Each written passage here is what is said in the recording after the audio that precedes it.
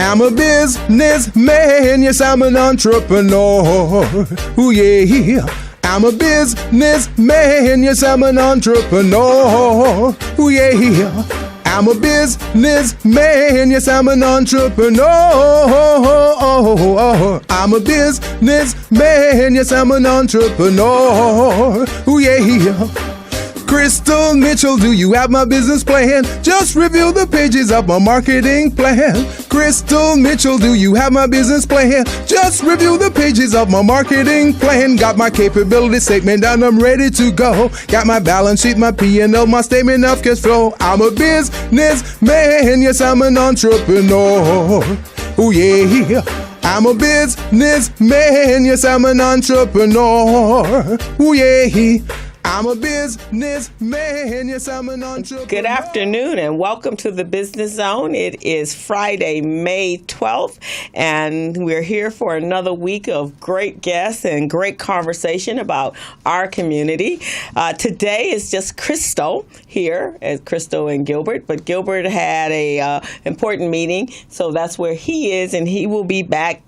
Actually, he won't even be back next week. He'll be back the week after. So we're going to hold it down for him until he does get back here. So welcome. I hope everyone had a wonderful week.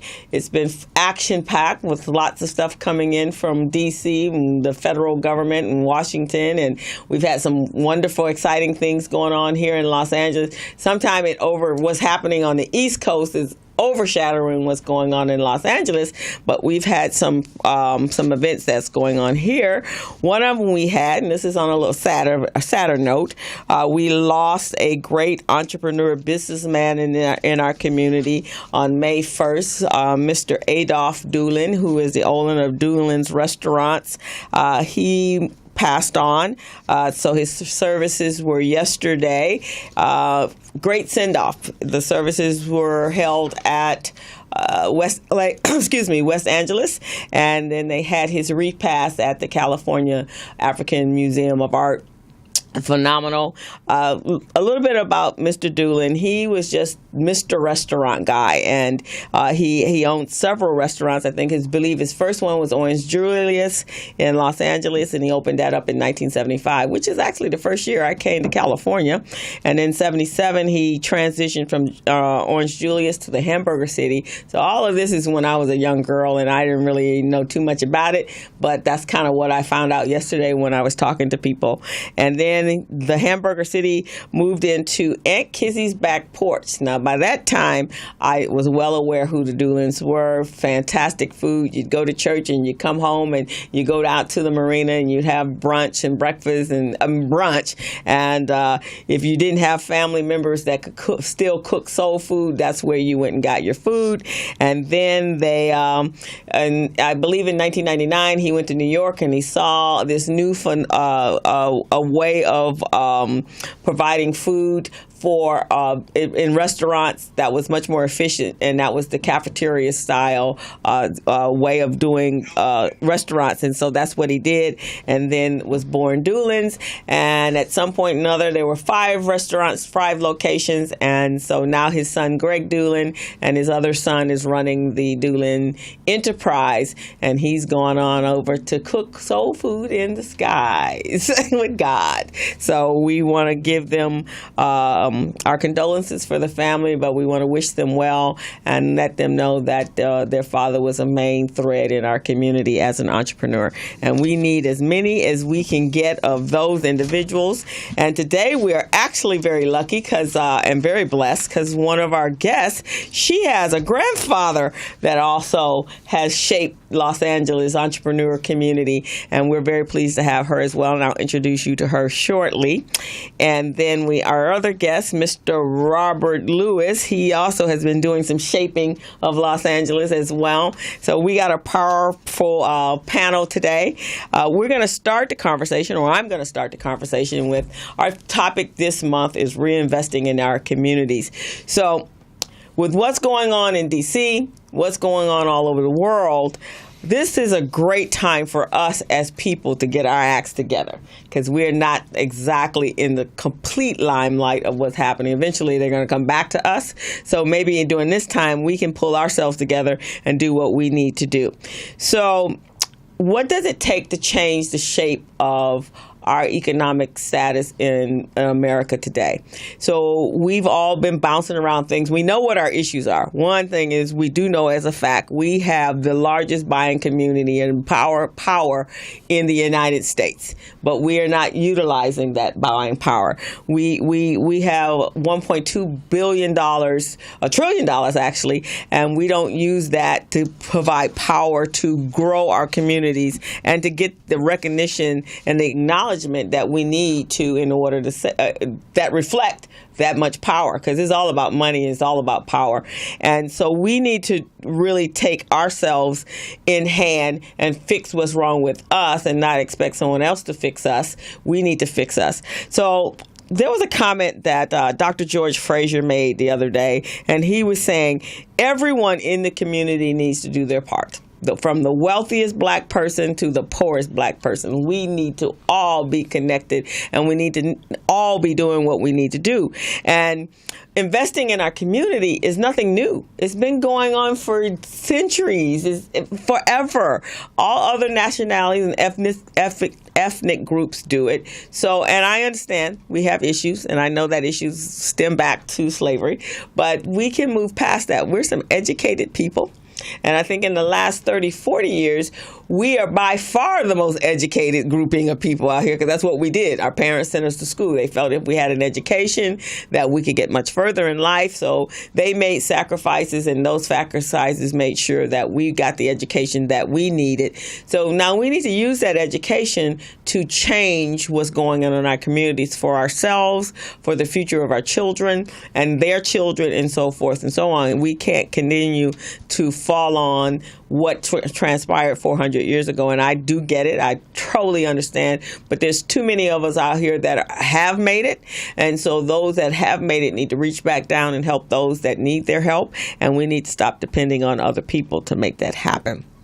So I got this morning, and it's so funny because one of the first conversations I had this morning was a friend of mine, and she had just heard that Jay-Z, his net worth was $810 million, and Dr. Dre's was $720 million. That's a lot of money. They're two of some of the richest black. They signed a deal today too, for $200 million with Live Nation. Yeah, see, it's too much out there. It's just too much going on. There are 54 rich, just black, we're not even black males. We're not even talking about the female celebrities that with a collective net worth of $9 billion. There is no excuse that we should have homeless black people. There's no excuse that we should have our children not being educated. There's no excuse we don't own blocks of land. We don't own hotels. I think there's 26 banks, 33 banks across the country. I think we've lost some. 25 to 30-ish. Yeah. So we should own that. We should own resorts. It's ridiculous. And we should be giving back. Now, there are some that do give. I think I just heard two major ones. One was yesterday, John Legend. He is taking up a campaign, and he's going to be putting monies and funds and his celebrity-ness to changing, it's called Free America. And it's all about helping, we're the most incarcerated people on the planet right now. And so that's his focus. And the other one is Mr. Snoop Dogg. He has invested in and is completely part of the new task force. The Los Angeles Cannabis Task Force is huge right now. And they figure that is a way to redirect funds into alleviate some of the homelessness. So, but I mean, we're laughing, but I mean, right. that is about to be very lucrative. Yeah, to be very, very lucrative. Yeah. So, Matter of fact. right. So there's some, and so so I'm going to introduce, this is Gerae Garr here, and this is Robert Lewis. So we're going to all join in on this conversation because I have some friends that are like pulling together task force in order to become part of this. Because it's going to be huge. It is. And it's going to be huge. So we need to be, so there's a meeting on June 4th. And here's what, you guys both know Cherie Franklin, right? Yes, I do. You know Cherie, right? Mm-hmm. So Cherie is at the top of this because that's how she is. That's how she rocks and rolls. So she pulled together a meeting because she had been going to meetings and there was nobody that looked like us at those meetings.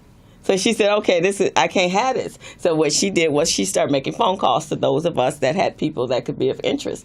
But one of the things is that the focus is going to be on the accounting, on those that are selling, and there's going to be a strict requirement of reporting. So Snoop there's a very specific accounting system that's got to be used, and so Snoop has bought that program, and there's only one person that know how to use it. So that's why she called me. It's like, I need you to be one of those to learn it, and then I need you to be able to go out, put you on board, and then the backside of it is they need inspectors, they need engineers. I got some people talking about putting together the packages because some of them won't know how to put together based upon what the regulations are going to require. So this is going to be like a franchise package. Here is what you need in order to start your new enterprise. Right. And this is how we're going to do that. So, and then the other thing she told me the other day, which I thought was kind of interesting,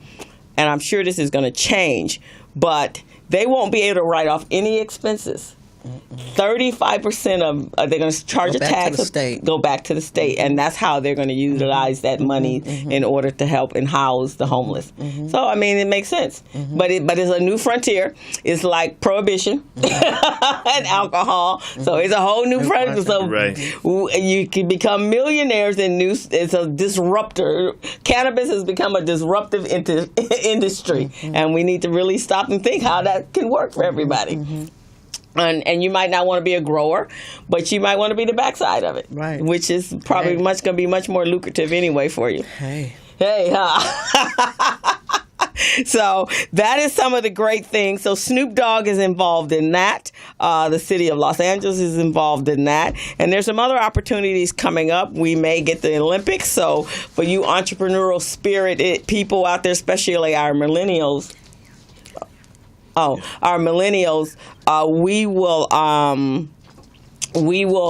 need to think about different ideas and businesses that you can actually come together. You got a little while before the Olympics get here if we are chosen, but at that time you want to take advantage of that.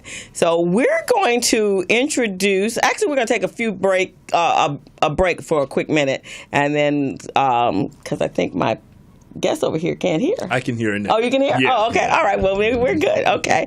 Well, I'm going to introduce my first guest. So now that I talked about all that wonderful stuff. So this wonderful lady, Gerae Vernon, she is the executive director and owner of Garr Learning Center. And I don't know if you guys know Mr. Garr, but she comes from good genes. Her grandfather has been out there doing his thing for a very long time. I was very impressed the first time I met him, and he was about to buy. He had told me he was talking about how he bought Founders Bank and how he wrote the check, and they looked at him like, "What? And how you gonna pay for it? I'm gonna write a check for it. That's what I'm gonna do." I thought, now that's bold and brassy. I like that. But so this is his granddaughter. She began working in child care in 1997 as the assistant director of Leon Garr Child Care, and I guess it's called the Learning Institute. And they have a legacy in the child care business. Following in her grandfather's footsteps, she is the co-owner and board member of Mr. Leon and Maddie Garr Foundation, a nonprofit that offers funding to parents of young children who seek quality child care and after-school services to their children. Most recently, and this is another thing that took place here this month, and so much stuff has been happening all over, not too many of us heard about it, which is sad. So we're going to make sure that we change that. But on May 1st, May 4th, 2017, Miss Vernon, after years of struggling with what to do to keep the legacy of her 103-year-old grandfather, a prolific entrepreneur and businessman, alive, she achieved her goal with the help of council members Kern Price and Marquise Harris Dawson to designate the intersection on Vermont and Gage Avenues as Leon Ted Garr Square. That's fantastic. Thank you. And very happy that you did that. Thank you. So the memory of your grandfather will always be here and the legacy will be here. She's also an active member of Delta Sigma Theta sorority.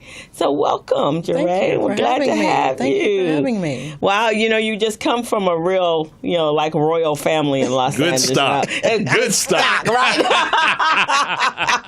There's a few people in LA that would be called LA royalty, and I guess you're part of that. Thank you. So I am Thank you. very honored. And Gilbert, if he was here, we'd be tell you as well. We're very honored to have you here. And thank you for coming. Thank you for having me. Good. So this was very bland. This is just some words. So tell me more about you and your grandfather and your legacy and the Garr enterprise. Well, my grandfather has been an entrepreneur, philanthropist for all of his life that I can remember. From a little girl. Okay. Running through the house with my diapers on. He was doing construction. Okay. Built 5 or more homes with my uncle Fred Garr in the Bowen Hills community. Okay. And continued on to build motels. He built a building on South Coast Community College in Orange County. Okay. And then continued on, as you said, when he was 76, to purchase the Founders National Bank. Mm-hmm. And then it's now, One United. And then as time moved on, I just decided to help have the corner named after him so that the legacy and the children and the grandchildren could have something to look up and look at as they as continue on in the community as well. Okay, and that's not the only business you guys have, right? We have child cares, and that's a banquet hall as well. Okay. That's on 51st and Western. Mm-hmm. And we also have a Garr body shop that my cousin Israel runs. Okay. Where we repair cars through insurance or private funds. Uh-huh. He had Founders Bank at one point. Founders Bank at one point. Mm-hmm. And that's, kind of...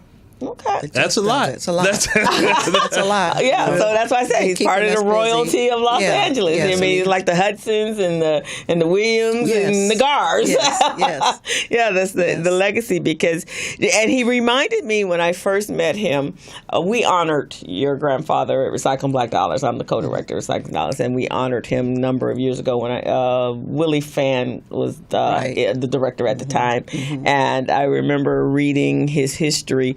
And he always, I got the impression that he was like Warren Buffett, mm-hmm. because his businesses were all it was solving a pain. Child care, mm-hmm. auto, but it was all the foundational type businesses mm-hmm. that you have. No matter what's going on in the economy, you're going to put your child in child care, mm-hmm. and your automobiles are going to have to be repaired, mm-hmm. and you're going to need a home to live in. Mm-hmm. Mm-hmm. Yeah, he always wanted to have businesses that help the community. Okay. Everything's been community based. He's lived in Bowen Hills area, started in Leimert Park.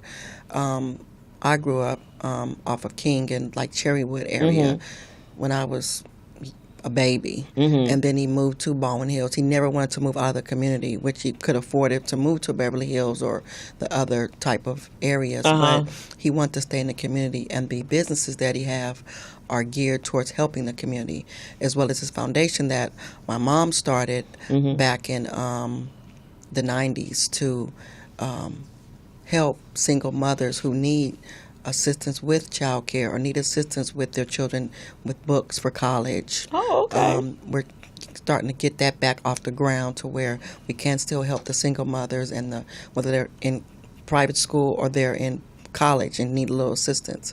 That's what the foundation is going to be. Oh, okay. And then how did you raise money? How do you raise money for? Well, we're starting to get that back off the ground. So we're going to, try to get the money and get, okay, and that's definitely necessary. Other entities, mm-hmm. Possibly, and help and get. Okay, that's great. Because a lot of young adults, we have a lot of young mothers today, and even parents that when you look at child care, you have to almost make a decision. Is it worth going to work? Because now you're really working just to pay child care, but you still need to work, and so it puts our single parents in a situation where they have to. It's an either or an or.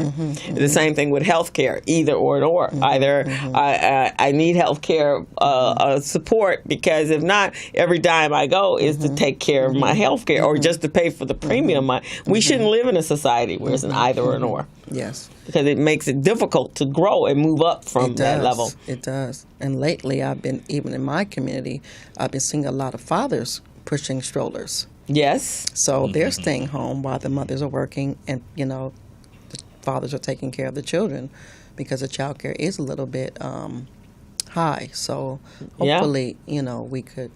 Well, yeah, because again, it's either or. One's got to stay at home and one goes to work. So you really have to, we shouldn't be in a place, because in this day and age, in the economy the way it is, we need two parents working in order to be able to take care of a household and provide everything that your children need, and for them to have a choice. So that's an area that we need to address as we're reshaping Los Angeles and Black America. How do we make this a better place? How do we make this a more economical place that we all can grow in? And that's very, very important. So, and trailblazers like your grandfather. I mean, that at least he gives. For those that know him, he's it's such an inspiration to see, because when he started his business, that was back there when there were a lot of obstacles to be in business. And he managed to become very successful at that time, and not let that deter him, but I'm sure that he used that to help spear himself on in order to tell. It was almost like a dare. Well,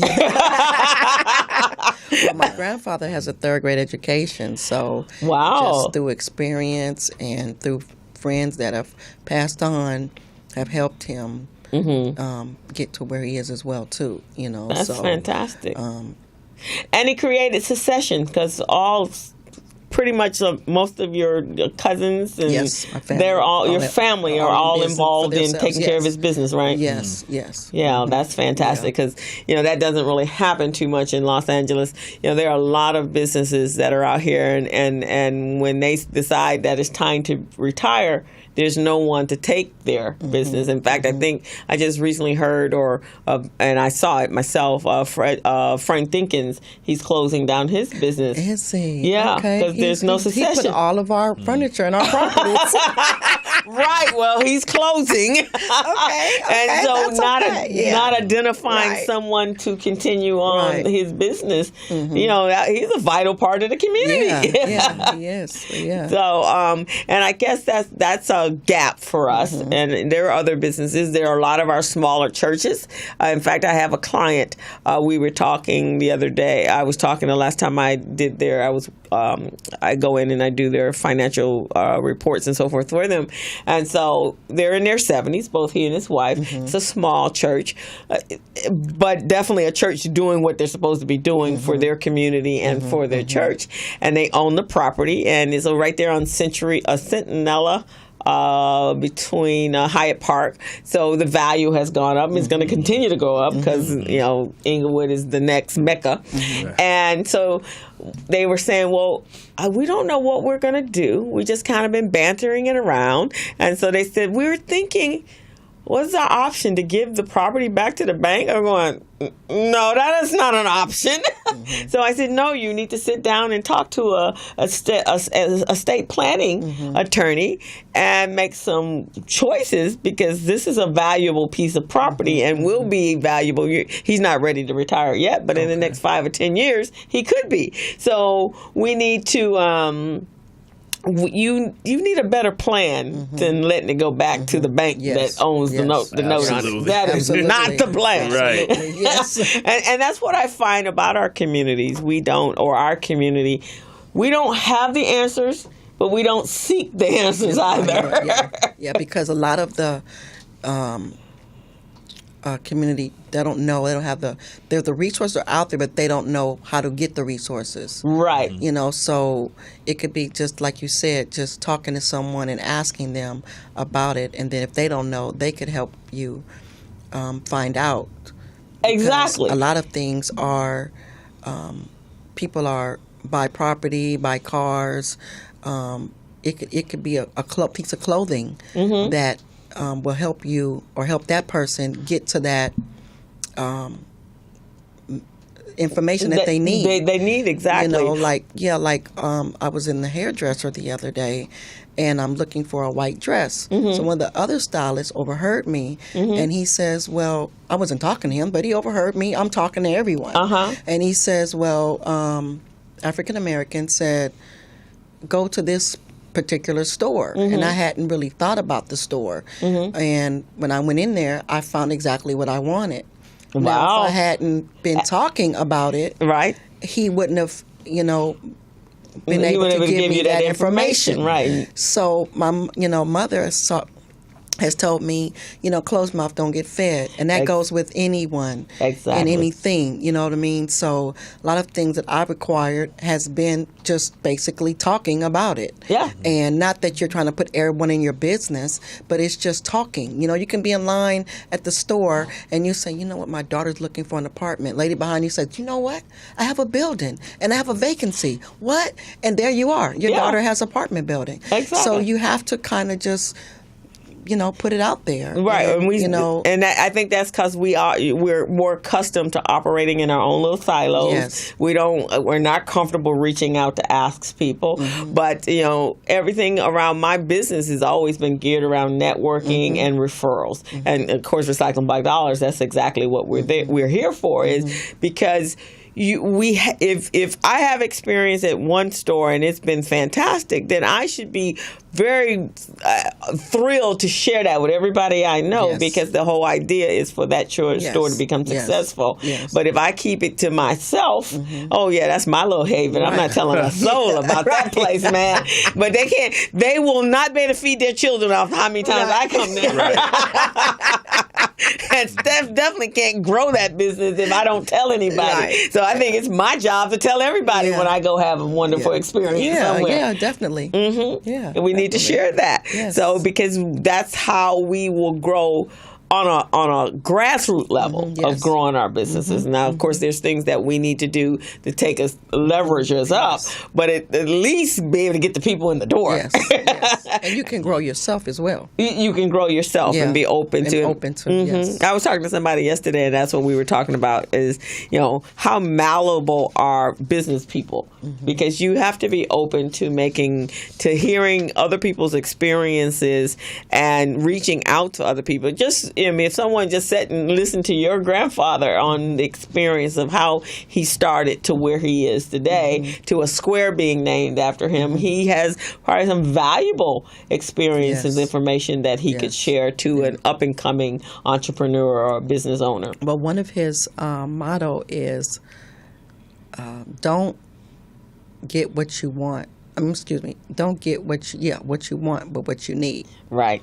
So we all want that new car or that new suit or that new pairs of shoes, but do you really need that right now? Exactly. And also, it's not yours until you pay for it. Yeah. So everyone can't pay for everything right off, but you can start small like I do. And if you purchase something at Macy's or any other store, and you charge it and it's $100, we'll try to, when the bill comes, pay the $100 off. So now you know these clothes are yours. These clothes are yours. Exactly. They're not the stores that you purchased them from. Right. Exactly. Until you pay that bill. So pay them off when you can, and then you can move up to that car or that house or that any other type of materialistic product that you want. And it's so funny you said that because I think a lot of people realize that after the recession or during the recession when they lost their homes, but here their houses were growing and at leaps and bounds in equity, and then they took the loans out, and then they realized, and then the bank comes to take the house, like it never was yours, you never had paid for it, it belonged to the bank, so they had, you were really, really leasing the house because until you actually paid off off the mortgage, that is not yours. Yeah, you have to take measures. But no, a thought there though, with that equity, what did they do with the equity in the house? They bought a car. And I'm sure we can right. So we can talk a little more about that. Yeah. So although the bank ultimately has the power to snatch that home, you had equity in that home. Did you leverage that up? Because equity really it doesn't mean anything if it's not tapped into. Right, exactly. If I own a home that's worth $300,000, I have the balance is $100,000. It's worth $300,000. Okay, I got $200K in equity. Woo! Right. Well, if you don't tap into, you might as well have zero. So when you tap into it, then what? Are you going on, like you guys said, cruises? You going to Red Lobster every week? Well, you can tap into it, but buy another piece of property. There you go. So and they're not going to be paid off, but at least you can see it. You can see the property, the house. I'm appreciating assets. Yeah. And you're leveraging it, right? Yes. So like your grandfather said, not a want, a need. So I need to be able to start my business. Yes. I can finance my own business. Be your own bank. And be my own bank. Or I can buy a piece of property, as my brother-in-law loves to say. Take that money and buy a piece of property, an income piece of property, and now you have income coming back. You can pay off the loan, and now you have an asset. Now it can become an asset that's paying for itself. Right. So, but not to take cruises, not to buy, take your whole family on $500 pair of sneakers. Right, because you can't get that back. It's done. It's gone. And so, but again, that comes down to financial literacy, us understanding, or our people understanding really how money works. Hey, Leo, how are you? We're talking about reinvesting in Los Angeles. Robert says hello to Leo Kaplan. Leo. And Johnny Sharp is on, and Candace, and welcome everyone on Facebook Live. So while we're here, because we're going to get Robert to join in on our conversation, I'm going to introduce you guys to Mr. Robert Lewis. He is the president and chief executive officer of Black Cooperative Investment Company or Fund. He has 20 years of professional experience working in a philanthropy and the nonprofit human and social service sector in various capacities. He also runs a company called Next Impact, a management consulting group that provides relevant and cultural competent capacity building and technical assistance services to nonprofit organizations and help social investors become better engaged and support nonprofits. Oh, that's much needed. We have to talk about that one. He also led the California Community Foundation, CCF Landmark Boom Initiative, a 5-year, $5 million initiative with the goal of redirecting Black male youth who have been involved in the LA County probation system toward improved employment and educational opportunity. He served on many, many boards.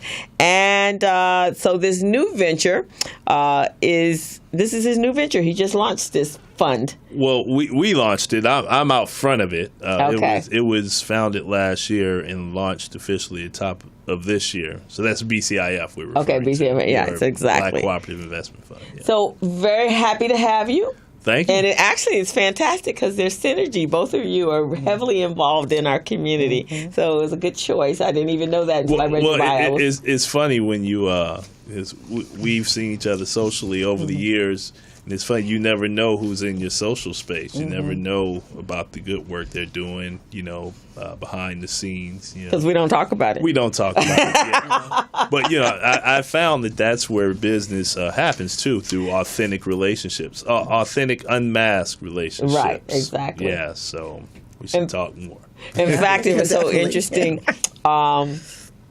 Leo is the one. He said, he called me one day. He says, "Do you know Robert Lewis?" No, the name doesn't sound familiar. Yeah. And then he says, "You've seen him around." I said, "Well, yeah, maybe." So he was describing you to me, and then I Facebooked you, put and LinkedIn, and you probably. I said, "Oh yeah, I've seen that guy in many social events that I've been to, but I had never been officially introduced to you." So Leo made the introduction. There it is. That's what it's about. People making introductions to each other. Yeah. Well, welcome to the show. Glad to have you. Glad to hear you're on in the community in the capacity, because that's a big area. When I talk to business owners, their biggest issue is I don't have any capital. Yeah. There's definitely there are barriers in getting access to capital for our people. But BCIF, it's about something much larger. We call it a movement. Okay, I like that. Movement is good. So tell us about the movement. Yeah, so to understand BCIF and the mission, you really have to understand our history, where we are now, and where we could be going if we don't tighten up the ship, basically. Okay. Given the political climate right now, cultural climate, regardless of what side of the fence you're on, so to speak, we think it's pretty apparent that for people of color, specifically black people, we've got to get to the point where we are doing us. Because we have to. There are too many forces out there that stand in our way, and we cannot progress and see the change that we want if we aren't leveraging our resources, whether it's our intellectual capital, our actual dollars, you name it, our social capital. We've really got to galvanize all of those resources to serve our best interests, and do so unapologetically, not opposed to any other group or effort, but really being really looking after out for ourselves, because if we don't do it, who will? It's not going to happen. It's not going to happen, period. In the political climate we're in, it's every man for himself. So if the ship is going to go down, we going down with the ship. Yeah, and I mean, other communities have been doing it for years. But, right. Due to a host of reasons, we haven't been able to. Some, people may argue some are self-inflicted. Others may argue, it's much bigger, much more systematic, and on an institutional level, or you could come down and say both, but what we're about at BCIF is galvanizing the dollars we have to grow money so that we can be in a position to demand the change that we seek, the justice we seek. So let's dive a little deeper. If you look at our history, we would argue that moral and ethical appeals for change have not been as effective as we might believe or have wanted them to be, if they've been effective at all. Right. So what we mean by that is when you're pulling on people's heartstrings to do the right thing, it may or may not necessarily happen just because it's the so-called right thing. Right, exactly. And what is right is all relative depending on who you're talking to, what group you're talking to, what community you're in. But one thing that is pretty tried and true that moves change is when there is perceived opportunity to make money or perceived risk of losing money. Exactly. You can get things done. And if we continue to be the top consumers, money coming in, going out immediately, the dollar recycling for only 6 hours in our community versus others where it recycles 30 days, 20 days, 17 days. If we continue to be that, you mentioned earlier 1.2 trillion we have in spending power nationally, 1.2, 1.4 trillion, it ranges in there. Regardless of what number you get, it's a lot of money. It's a lot of money. Enough that would make a change in our community. Enough to purchase ABC, CBS, ESPN, NBC. Those four. That's a lot of money. But what good is having that if as soon as we get it, it's out the door? Right. When we tap into equity, we're at Red Lobster. We're buying shoes and we're doing everything else. Right. So, who are any of us, I guess, to tell people what to do with their money necessarily? But understand what comes with that. If you are spending your money on things that depreciate and have no value as soon as you purchase it, or the next day, then, we can't continue to complain about what's going on, because it's clear that we can't rely on other folks to get done for us what we want done for us. And then we have to ask ourselves why. If over the last 250 years, with all the programs and services that have been there for us at our fingertips to help us, and we still haven't risen above. In fact, if you look at us now, we're in a lot more worse shape than we were when your grandfather first started his business, or when my parents just started doing what they're doing. Our young children right now, if we all walked away today and we had to hand them this world, they'd be in a world of trouble right now. Yeah, I think they don't even realize how much trouble they're in. Right, because there's a cushion. Their parents are their cushion, and in some cases we've pacified them and babied them that they don't even That's have. That's probably another show altogether. That's probably another show altogether. They couldn't even survive. Yeah. Let me do this. Let me zip so we'll have you come back. So you already got your invite for a new show. Yeah. So it's now or never, really. Yeah. So you if I can share a couple of examples of what we mean when we say a change happens through fiscal imperatives, not necessarily moral, ethical imperatives.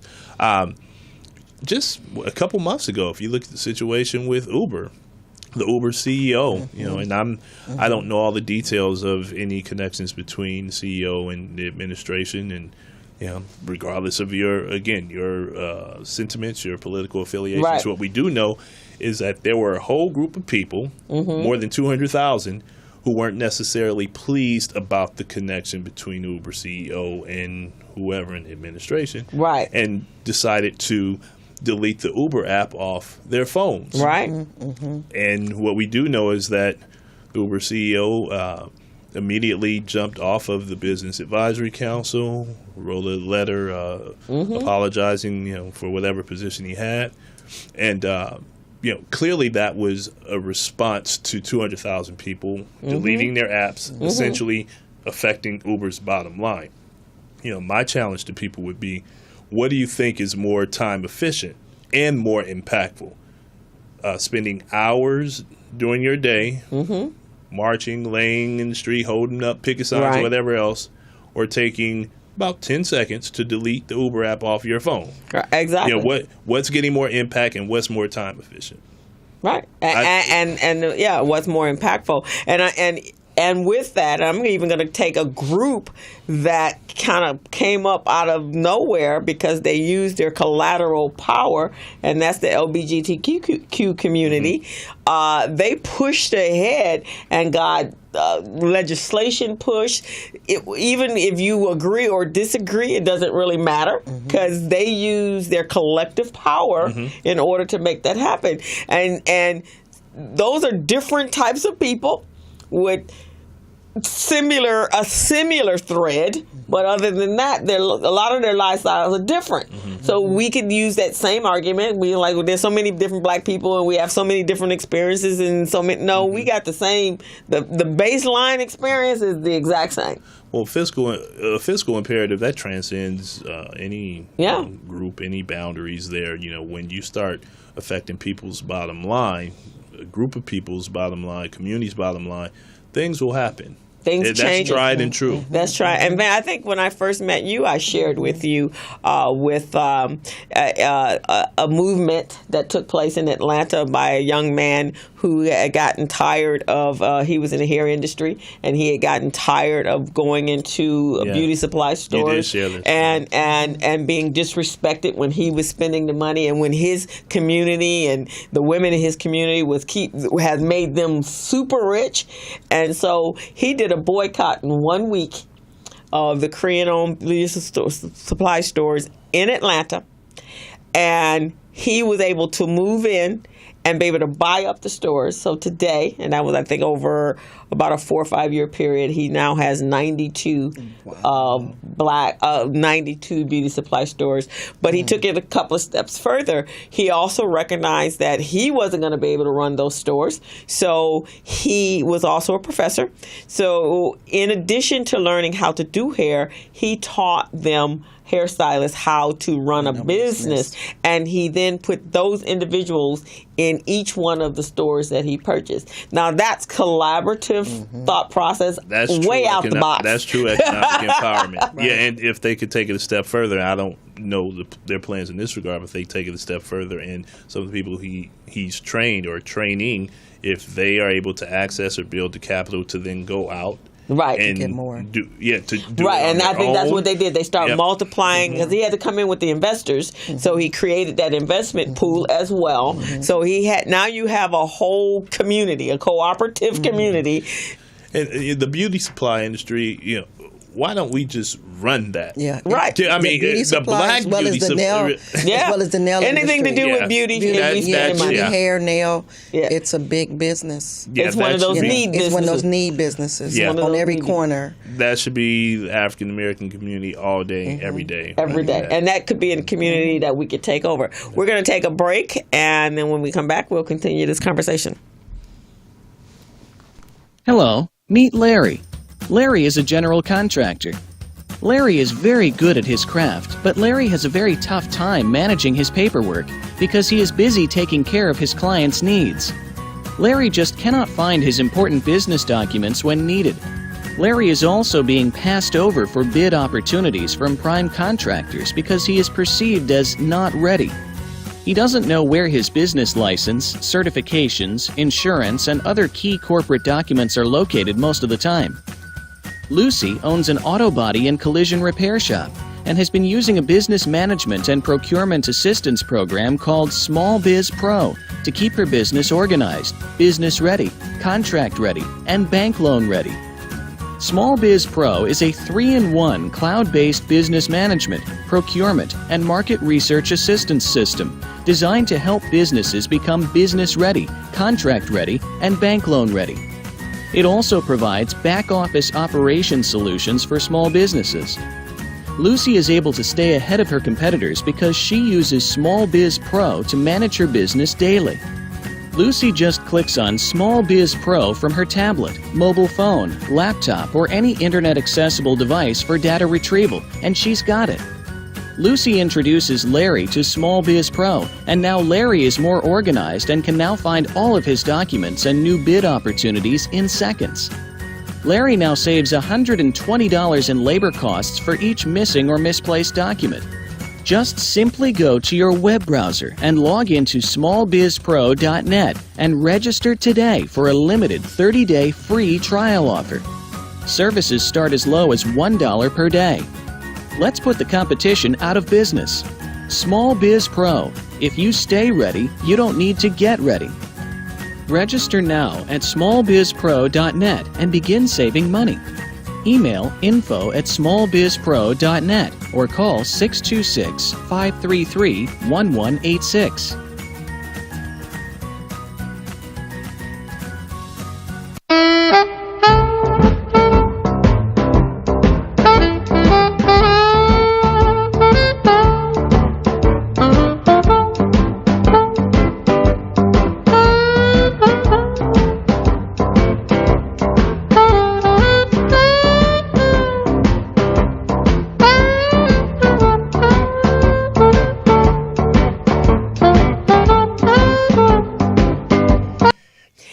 Welcome back to the Business Zone with Crystal and Gilbert. Today you only have Crystal and Gilbert is out, but he will be back in the next couple weeks. And we're returning to my conversation. My guest, Gerae Vernon, who is the granddaughter of Mr. Garr, Mr. Entrepreneur Extraordinaire, and then Mr. Robert Lewis, who is the president and CEO of BCIF. And Robert, we're going to continue the conversation as to what exactly is BCIF. And I know you said it was a movement, but exactly what is that movement and how will it change the landscape in our community? Right. So BCIF is a community-based, non-bank controlled micro-lending nonprofit that's specifically geared toward the Black community. Okay. There are a handful of micro-lending organizations that have some focus on the Black community that try to focus some efforts there. BCIF is directly focused on the Black community. And when we say non-bank control, we mean it's essentially funded by and beholden to the community. Okay. So individuals primarily give to the fund, become donors, or as we call them, members, give to the fund, and we take those pool of dollars and we distribute those in the form of microloans ranging anywhere from $5,000 to $20,000 for four purposes. One for business startup. Second is growth capital for existing businesses.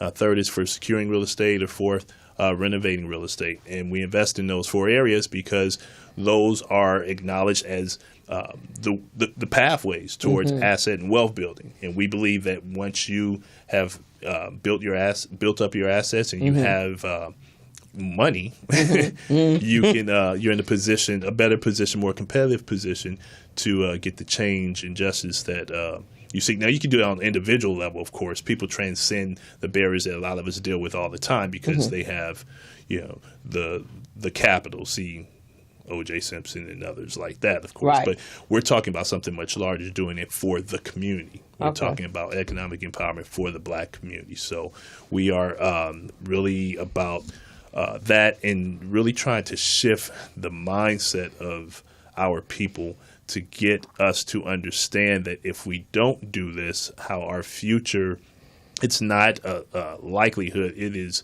going to happen, that we are going to fall through the cracks in a major way. There was a report that came out last year, August of 2016, called The Ever-Growing Gap. And it two major takeaways for me personally. One is you look at the rate of household wealth, the growth rate for household wealth over the last 30 years. If you project that out over the next 30 years, the household wealth divide between white household and mainstream households and Black and Latino households would be more than $1 million. Okay, right. On average. That should be sobering for a lot of us. Another takeaway was that if our household wealth, the growth rate for our household wealth continues for the next 30 years the way it has the last 30, and mainstream or white household wealth remains stagnant, how long would it take for us to catch up? 250 years. You get 228 years at the time of this report. Right. So basically around the year 2245 or so. Right. 225, 230 years. That is just about 20 give or take years short of how long slavery existed in this country. So I ask people like this to really try to capture how long that was or is. I'll ask the two of you. Obviously, your grandfather you have a close relationship with, but do either of you remember or had relationships with your great-grandparents? Well, my mother's mother passed away when I was born. Great-grandparents? No. Right. No, grandparents, but not great. Right. And how long ago was that? How long, my grandfather who raised me was born in 1919. My great-grandfather sometime in the late 1800s, that's great-grandfather.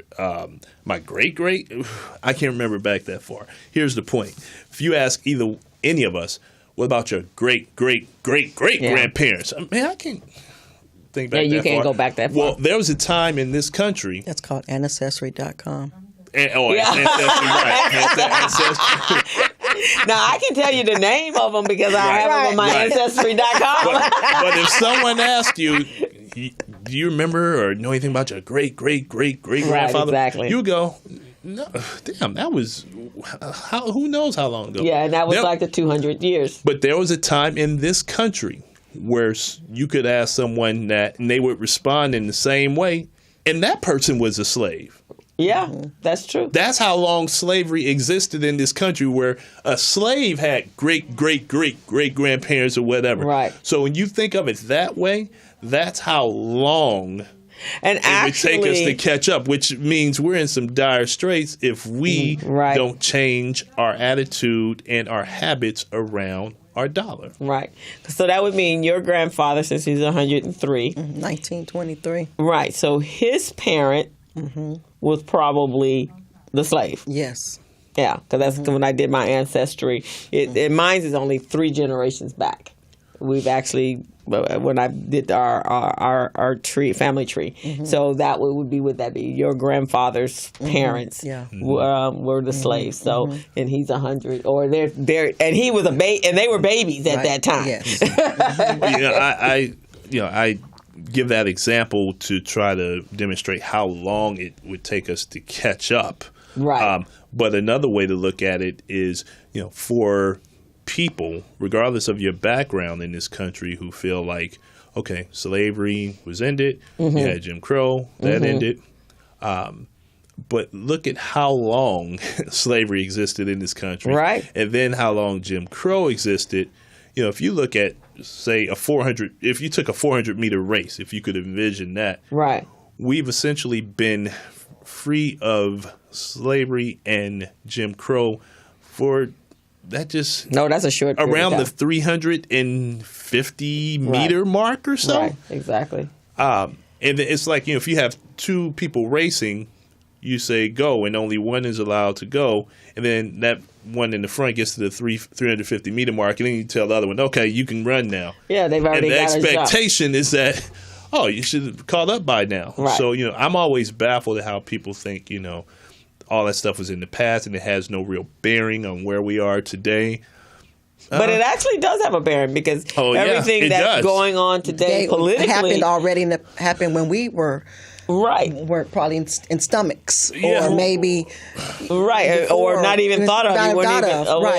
Yeah. But white America is responding to the fact that we're now waking up. And everything that's going on in the political world, especially after President Obama, Barack Obama was elected, that's where their rage comes from, is because even though we try to say we didn't forgot about it or that happened in the past, or even when they say it happened in the past, then you shouldn't be reacting to us the way you're reacting if it was in the past. So it's not. And the barriers, those barriers you talked about us getting loans. I had a conversation recently with, and I just had a conversation. I was honored a couple weeks ago for Women of Airways, and I had a conversation with this young man that wrote the music for the Gap Band, and he says I've been very blessed.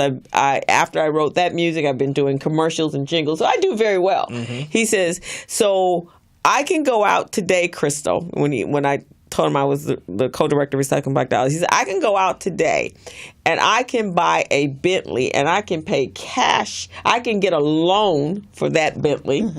I can get a loan for probably about 6 houses right about now, $1 million and up. He says, but when I went to go get a business loan, he said I had to use a white colleague in order to get the business loan. So he had the capital. So that's usually the excuses. You don't have the capital. You don't have the collateral. You don't have whatever you need to have for them in order to get a loan. He said, so I had to use a young and the colleague was 19 years old. Wow. He had to use his face and him in order to get a business loan.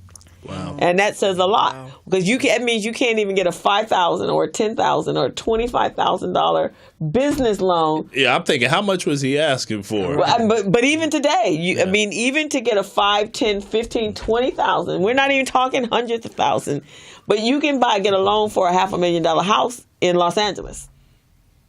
Right?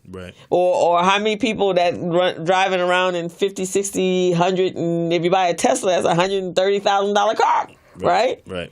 But a business loan for $5,000, because a lot of times a business loan of $25,000 could really help position you to grow your business if you have business savvy and acumen. Your grandfather didn't even use that to start his business, but that's the issue.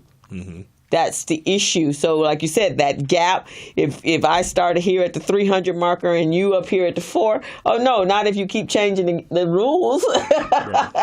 I'm never going to catch up to you. Yeah, well, you even look at, there's a documentary called White Like Me, by Tim Wise. He made some great points in there.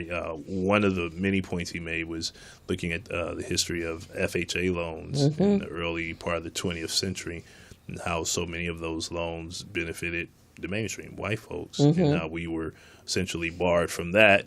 And you look ownership of property. That's one of the main ways people accumulate wealth. That's how he did it. Right. Yeah. You buy one property, pull it out, buy another property. You might sell this property, get another property, and just continue on. So if my grandparents weren't able to acquire property, and this person over his his or her grandparents were.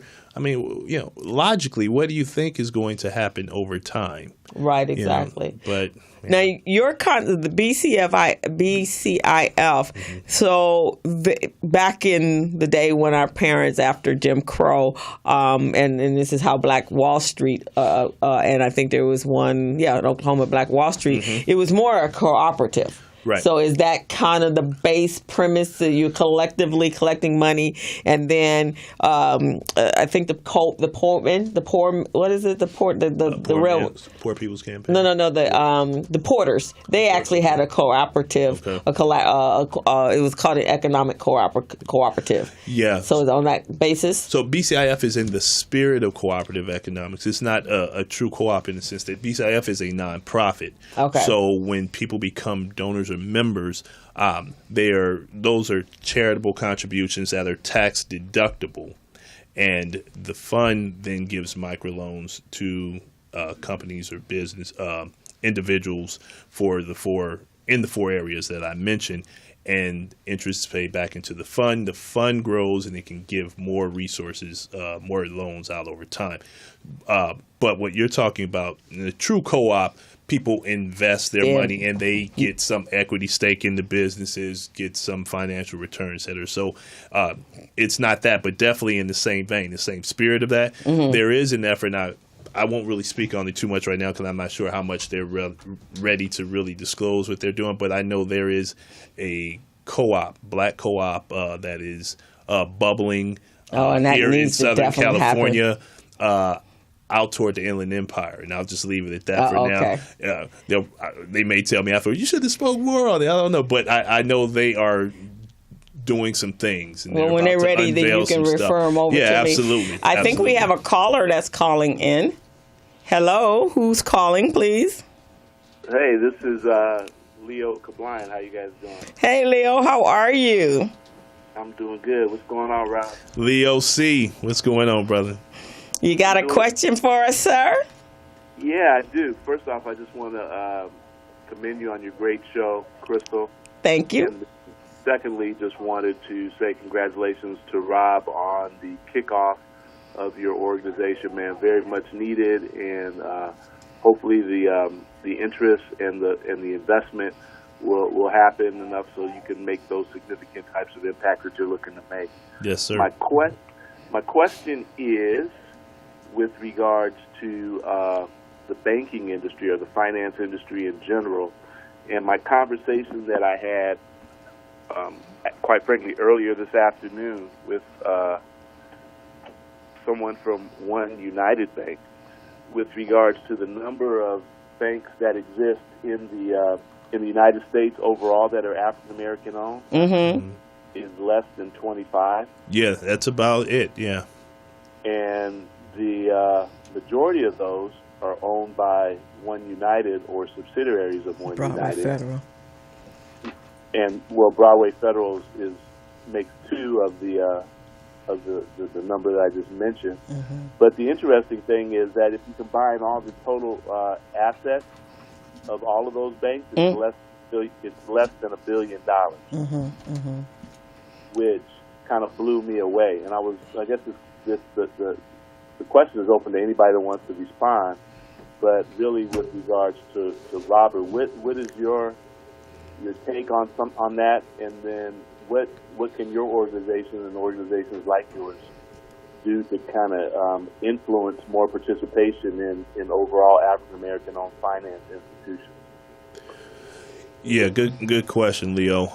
I think what we are primarily focused on right now is really trying to galvanize not only the community's resources, but really the mindset, trying to educate people on the importance of our dollars. And this isn't a new concept. We've talked about this. What we're trying to do isn't novel, but what we're trying to really educate people on is just how vital it is to what we call weaponize our dollars moving forward, or else, essentially.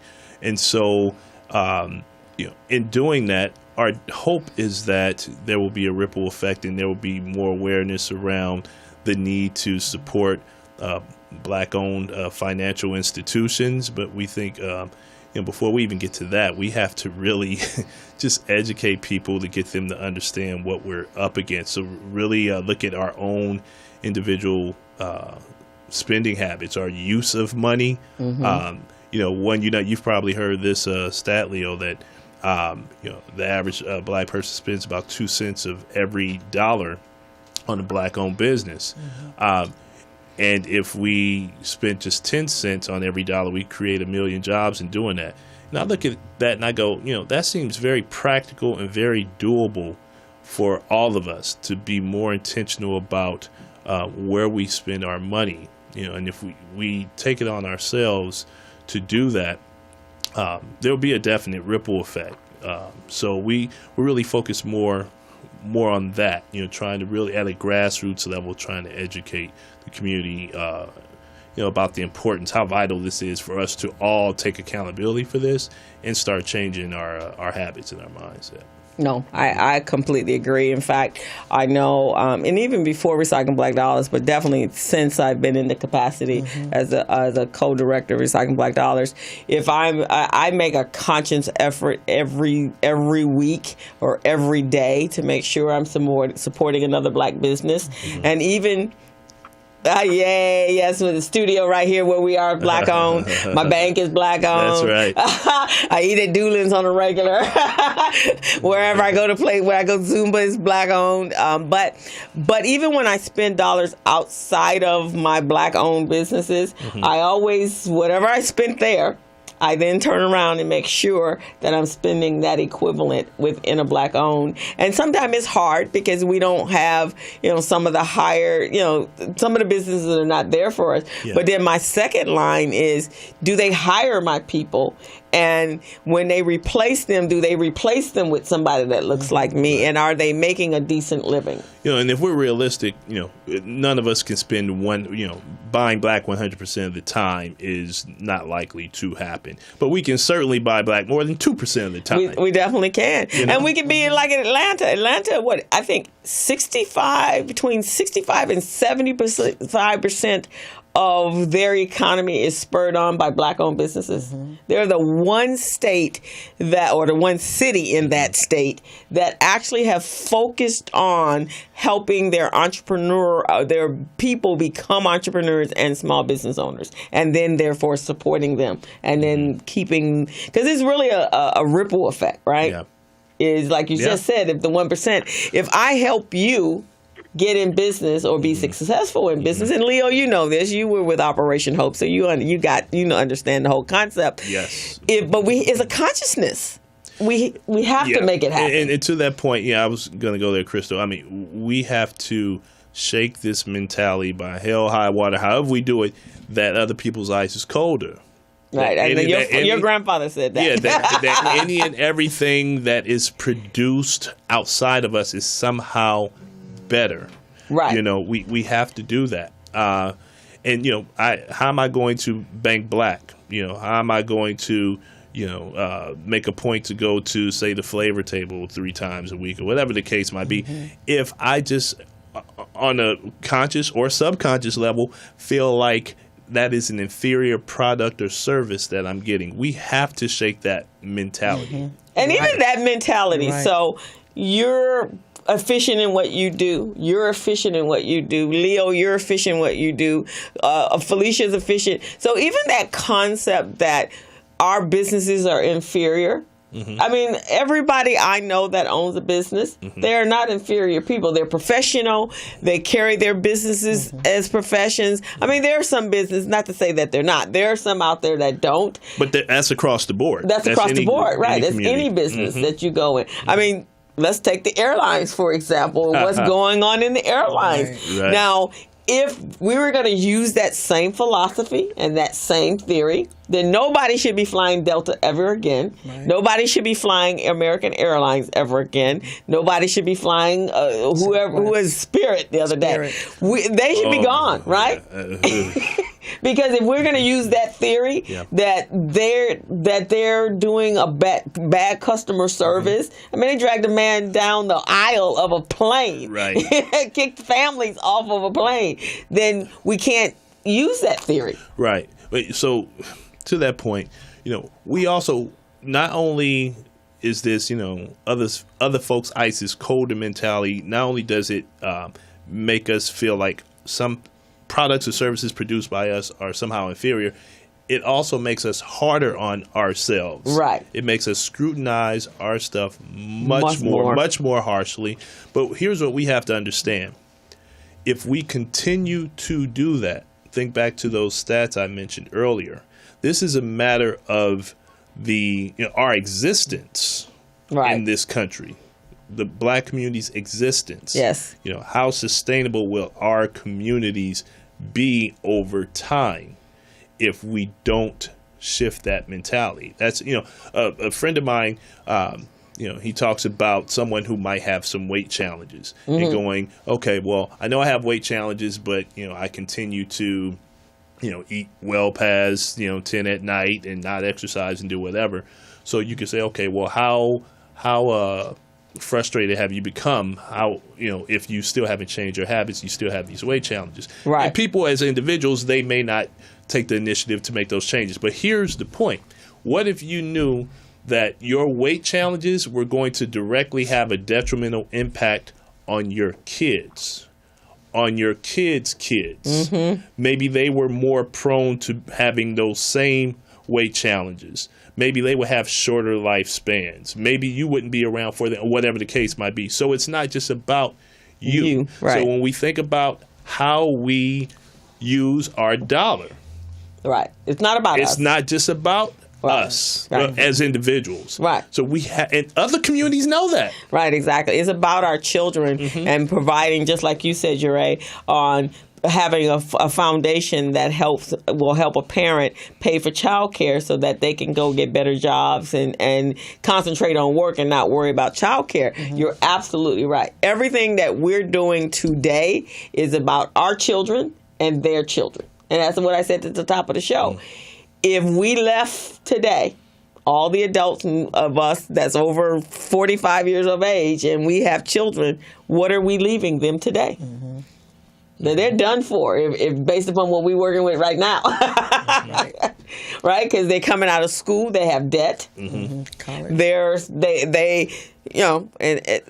They're not quite prepared to go out and hustle up jobs. Right. Because they don't have that edge anymore. Right. They're used to a materialistic, let me have what I want right now. And we are doing a disservice for our children. Leo, are you still there? I'm still here. I'm just, agreeing with and nodding my head with both of you guys. But I think the important thing is Rob talked about the education component. And it's, how do we get the masses to understand just basic financial and economic principles so that, when we're talking to them about higher level stuff and other stuff that's going to help impact the community, I mean, they're already on board. I mean, that's some of the work that we did at Operation Hope, but, I'm interested in finding out maybe what some of your educational opportunities are. Are you going to be conducting workshops?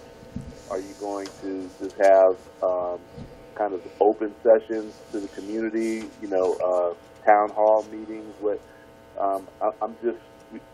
To me, that's the key is bringing everybody's awareness up to a basic level so that we can start implementing some other things. Then the other thing that's kind of frustrating is, we talk in terms of us really not having much leverage, but we have leverage all throughout the country. I mean, we have folks at C-suite level positions and all the way on down. But how can we leverage all of that talent and all of that influence and stuff like that to be able to make some of the stuff that you guys are talking about on the radio today, make some of that stuff happen? Because we're not exactly little poor folks in the poorhouse. I mean, we've got some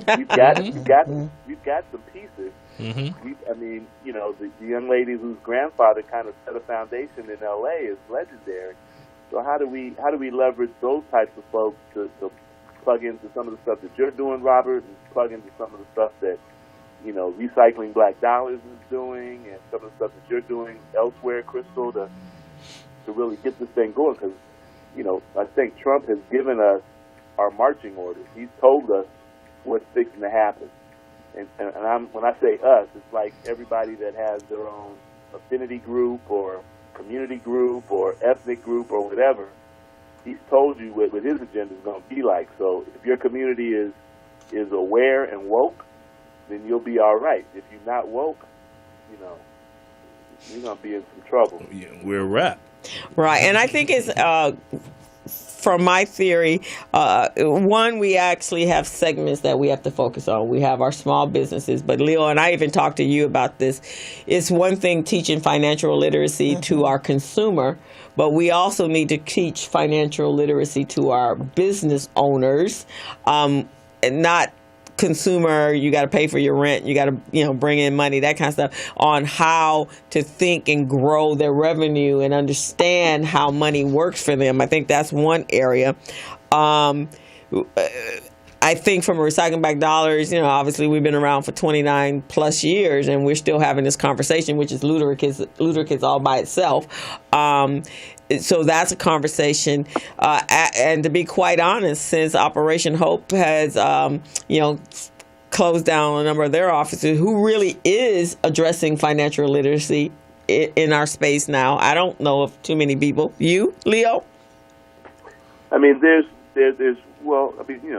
Vermont Slauson that's doing their part there, It's West Angeles CDC. Right, exactly. Right. But not, but I think it needs.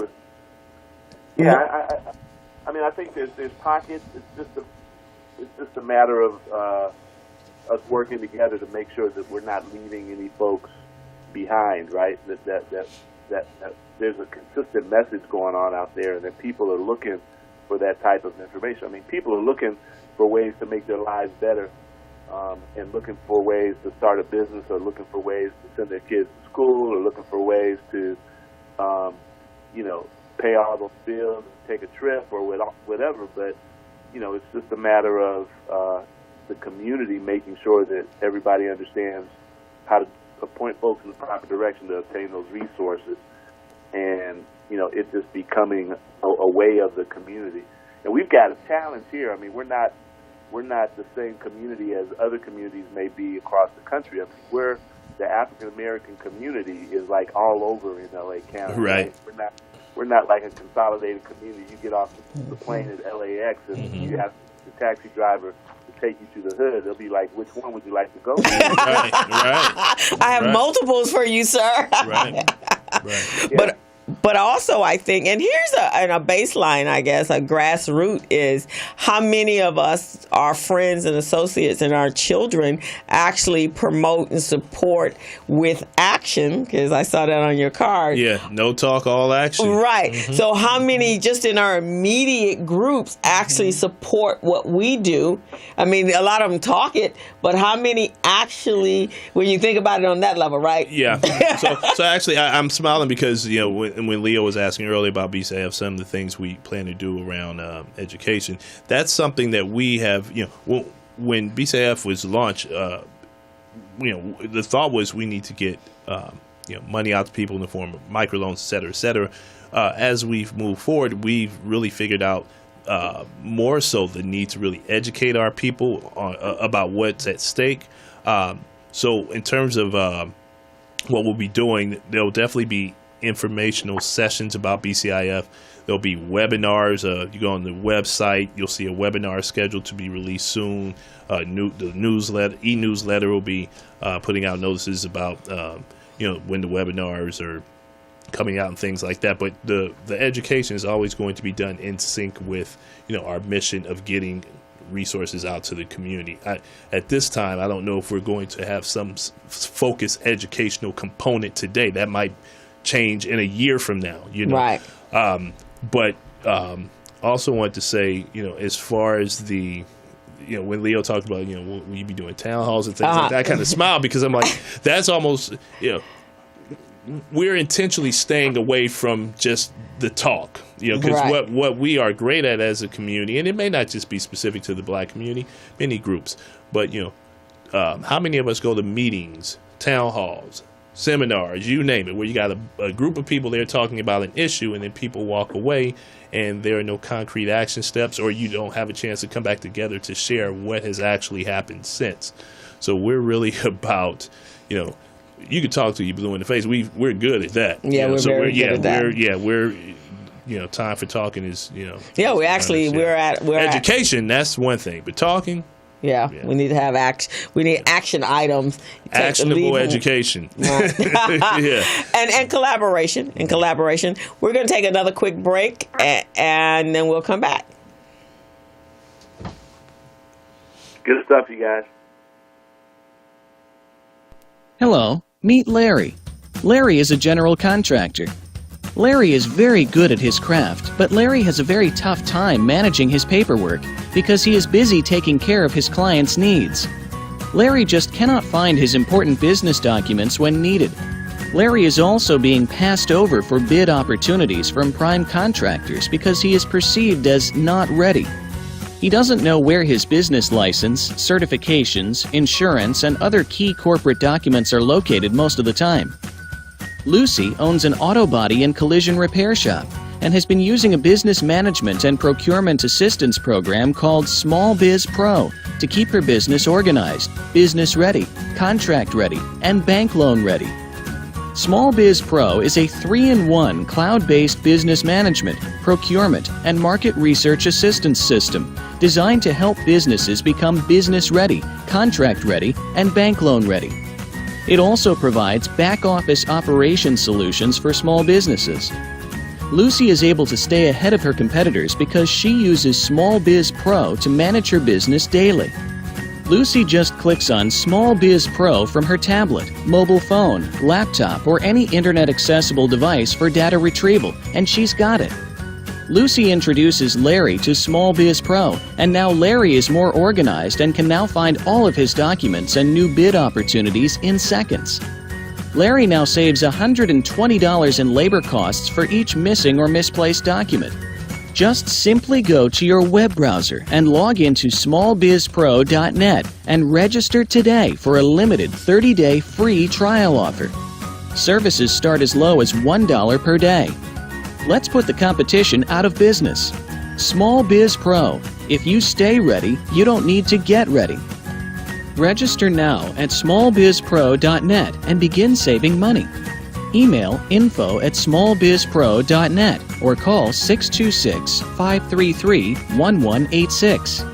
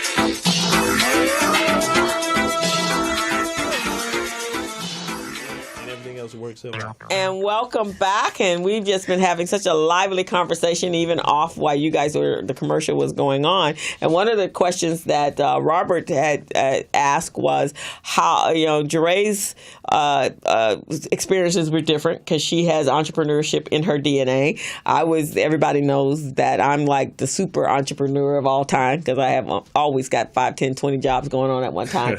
But and it's in my DNA. But your experiences were different. But I think you're absolutely right. We don't teach our children to be entrepreneurial.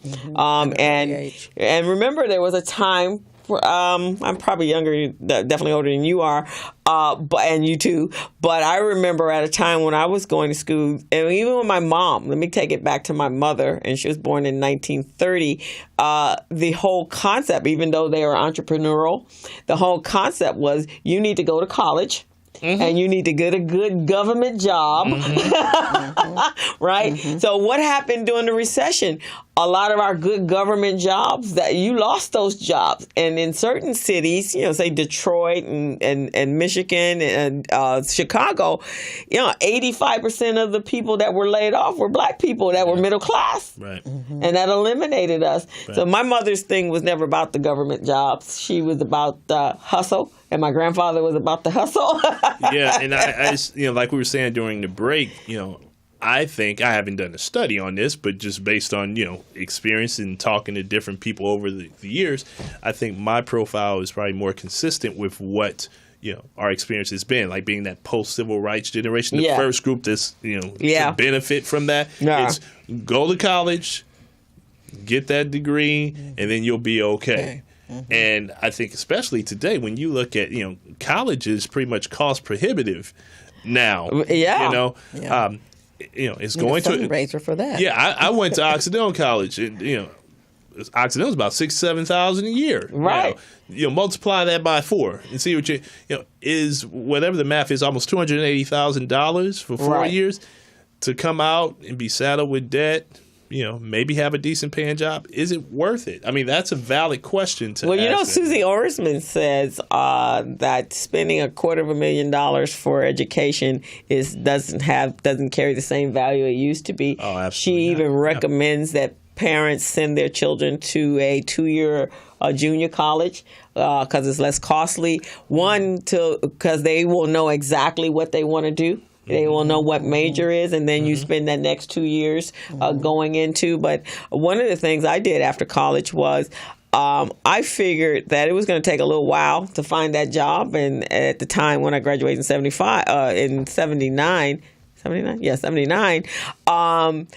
I went back and got some skills. So I took a secretarial course, so I would know how to type and other skill sets, because I realized that, and even today, even as I built my entrepreneurial practice, consulting practice, I realized the more skills that I have, that depending on what's going on in the economy, I can sell my skills for whether it's accounting or teaching or what have you. And by trade, I'm a bookkeeper. So in 2008 to 2012, nobody had no money for me to even bookkeep. Right. So I had no books to keep. There ain't no books for me to keep, right? So they definitely had any money. So, and they really didn't think they were going to pay anybody to manage whatever they did have. So I started teaching. And I found a way so it's that drive, and the same thing with your grandfather, because I've heard him speak to me personally about different things he's done. So, whereas a lot of us went into those good government jobs, and the only thing we knew how to do was push a pencil and paper, right? We didn't know how to do anything outside of that. Yeah, and beyond that, we're just programmed to go work for other people, go work for companies, many of us don't grow up or haven't grown up thinking about how we can monetize our own skill set, our own knowledge base. It's something that's foreign to a lot of us. It was foreign to me personally, probably up until about, I could tell my age, up until I was about 40 years old. Okay. It's around the first time I started thinking about, I have, some pretty, unique set of skills and knowledge in certain areas, and I'm passionate about our community unapologetically. Me too. How can I fuse these two? Right. No one. Just speaking for myself, no one can get on me more than me, and no one can applaud my efforts more than me. So I figure, working. Putting in the time has never been a challenge for me. So I figured, hey, if I'm going to put in the time, work for somebody else, I can certainly put in at least that much time for things that I'm passionate about that I've launched. But a lot of us, we operate out of fear because we've never had. Right. So going back to that 400-meter race, we started 350 meters behind. Right. So you're telling me to do something that might potentially, lag me behind just a little bit more further back than I already am. Right. But I have a saying that I live by, and that's that the one guaranteed outcome from doing nothing and just talking about it is that you're going to get nothing. You're going to get exactly what you put in. Guarantee. Yeah, right. But exactly. if you push forward and try to make things happen, if it doesn't happen, how are you worse off? You're right. How are you worse off? Because if nothing else, you would have you just the fact that you've accomplished whatever little milestone you accomplished along the way, you have to still pat yourself. You can only win. Yeah, and and the parents have to. I teach my parents that it starts small with entrepreneurial skills and entrepreneurial teaching.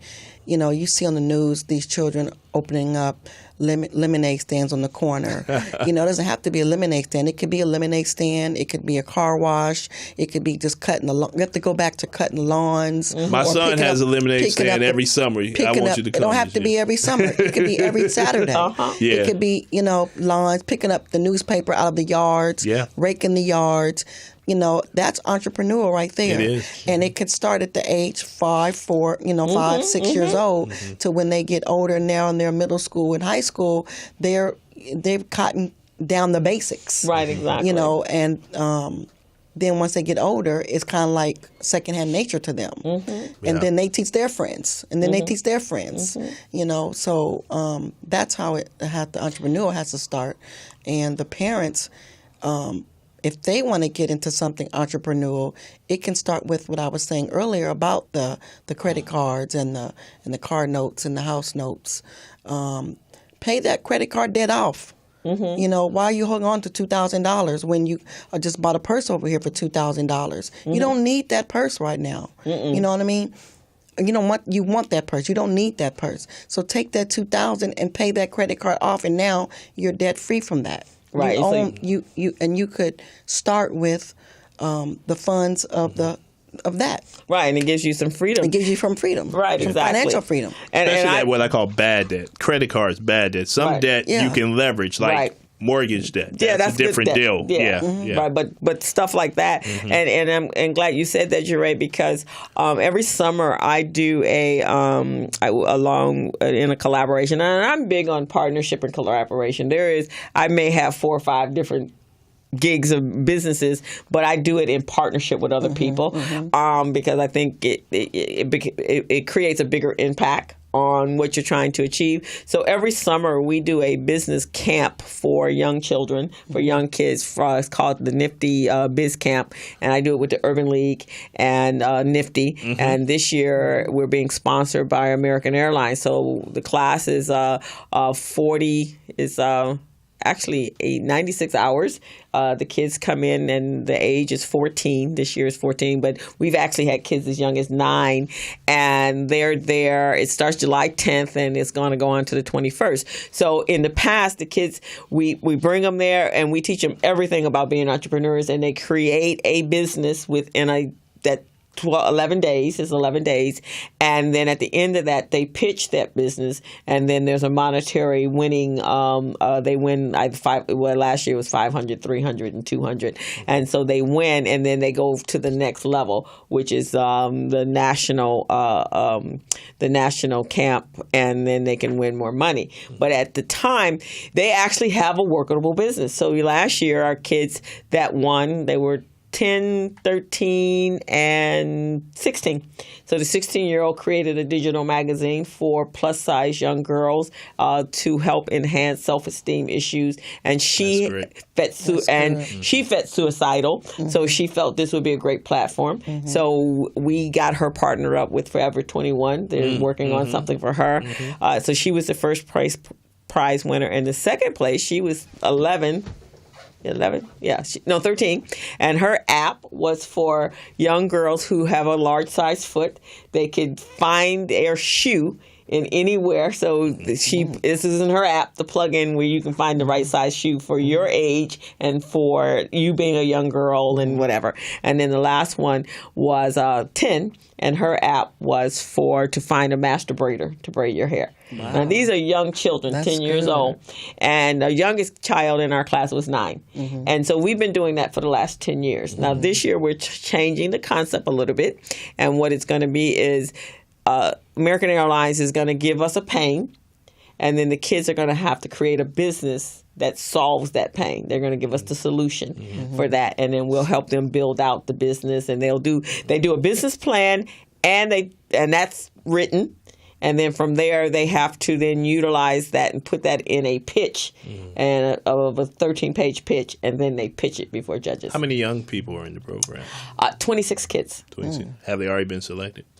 We're getting ready to go. We're starting to recruit now. Okay. You got one? Yeah, let me. Might have more than one. I might have at least two. Okay. Yeah, at least two. All righty, good, because it's an Yeah. excellent program. And just like you were saying, some of the parents, some parents are like, oh, just somewhere to take the kids and drop them off. But when they come back and they see the kids at home and they have homework, and they're like, wow, this entrepreneurial thing is something that I might be interested in. Mm-hmm. But I personally think, and I'd like to see this on the horizon, and I'm talking to some other people, our children need to be in entrepreneurial schools. Remember, like Marcus Garvey? Mm-hmm. It needs to start at the age of 5. Mm-hmm. And I did a pilot with one of my clients. I went in and I told her, look, I want to do this after school pilot, and let me see how this looks. So her kids were from 5 years old up to 11, I think.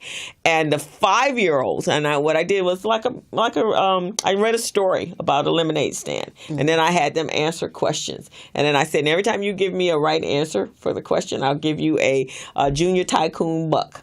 And I said, at the end, you collect your bucks, and I have stock for $20 a share.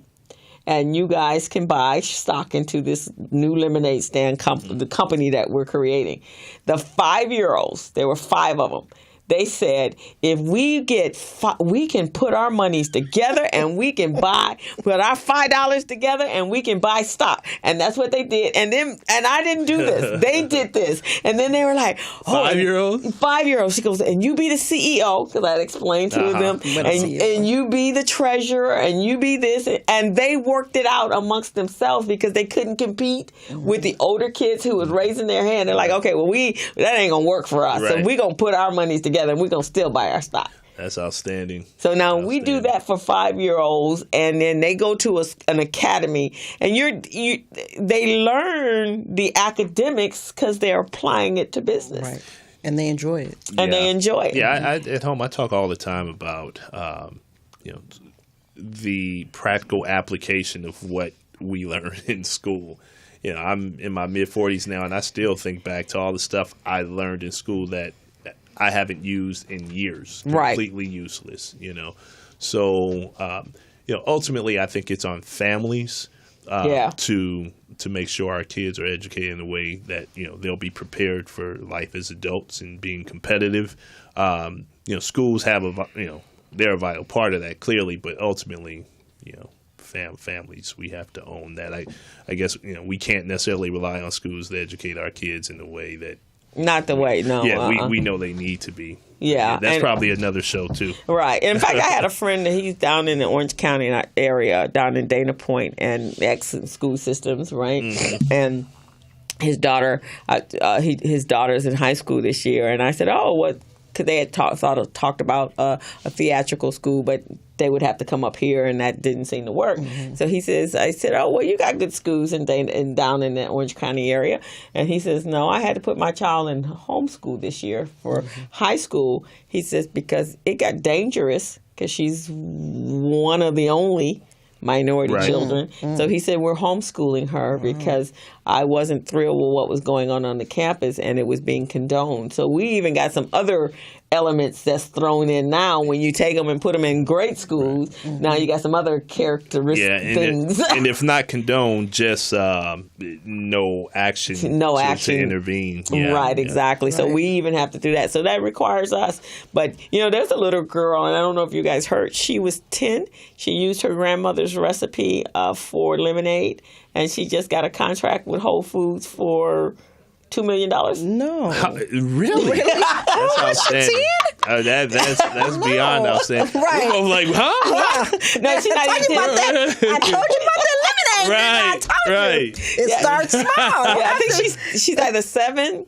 Oh, hey, she's like 7 or 8, somewhere in that 10 to 9, the 7 to 10 years old, and she just got a $2 million contract with Whole Foods. I think it's called Bumblebee Lemonade, but it was her grandmother's lemonade recipe.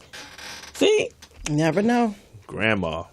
Rest in power, Grandma. Yeah. Lemonade stand every day, every Saturday. Not once, only in the summer. Right, exactly. So, and here, so these kids are doing some amazing things out there. And so when we talk about where do we start, I think for me, it's about children. So let's start with them. And you're in child care, and that's where we're shaping them, right? Right. And then for us, I think educationally, we, as adults, I think if you're teaching a person how to do a better business, I think they'll get the message.